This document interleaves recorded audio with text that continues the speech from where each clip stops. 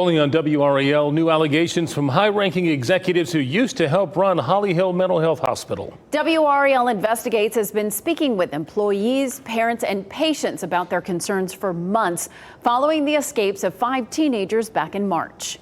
Our Carly Haynes is live at Holly Hill with what former leaders say that facility does to throw off state investigators. Carly? Well, this behavioral health facility is meant to help vulnerable populations, and oftentimes that's children. But these employees say from the moment state surveyors walk in, a scramble begins behind those doors. When a person facing a mental health crisis is involuntarily committed in North Carolina, they're taken to the first hospital that has the space. That's often Holly Hill. With more than 300 beds, it's one of the largest behavioral health facilities in the state. The whole system's broken, and Holly Hill's in a huge spot where they could make it better.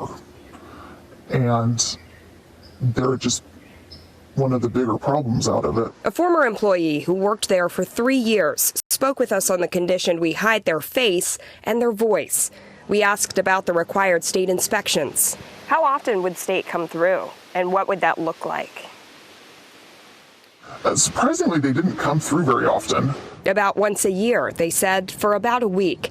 A group of about 10 surveyors, sometimes more, depending on how many complaints they're looking at. And it could be dozens of complaints, according to a former executive at the hospital.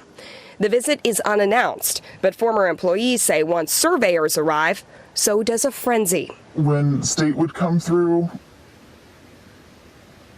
I saw them put staff shirts on kitchen people and have the kitchen people be on the units, so it looked like they had enough staffing numbers. We took those concerns to 2 former high-level leaders at Holly Hill.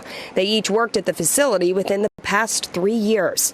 Under the condition of an anonymous video call, they said the scramble during state visits goes beyond finding staff. I've seen the corporate team take policies from other hospitals that are needed and just put Holly Hill's name on it and turn it over to the surveyor. Another member of leadership says they were asked to make up minutes for a meeting that never happened. I do believe that the survey process is thorough.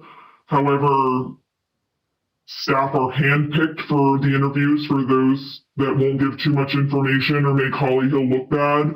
After the state conducts its surveys, hospitals are required to write up a plan with how they'll correct and monitor issues. But these high-level leaders say that was often the end of the state's involvement. At my time there, which was a little over a year, I never saw them come back in and revalidate that plan of correction. If patients can't choose where they go when they're committed, former Holly Hill employees hope they'll leave better than they came, but fear that's not the case. I know that as we sit here talking right now, there's a patient being transported on the way to Holly Hill, and I feel really sorry for them. And this morning, Holly Hill did respond to the allegations of dressing up kitchen staff like health technicians to meet their staff-to-patient ratios. CEO Lee Holston wrote, quote, "The allegations as outlined by former employees are patently false. We view regulatory surveys as opportunities for continuous improvement. Staff are required to be truthful and operate with integrity at all times." Carly Haynes, WRAL News, live in Raleigh.